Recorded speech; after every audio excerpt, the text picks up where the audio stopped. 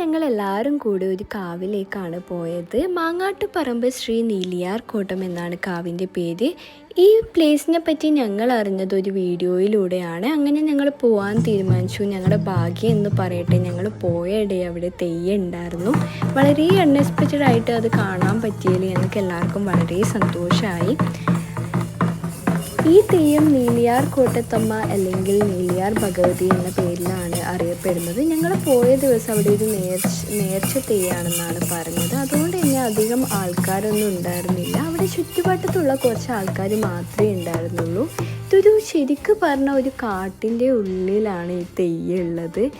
ഈ വീഡിയോസിലൊക്കെ കാണുമ്പോൾ ഇതൊരു ഹൊറർ ടച്ചും കൂടി ഫീൽ ചെയ്യുന്നില്ല. ഇത് അതുപോലത്തെ ഒരു കഥ തന്നെയാണ് കേട്ടോ.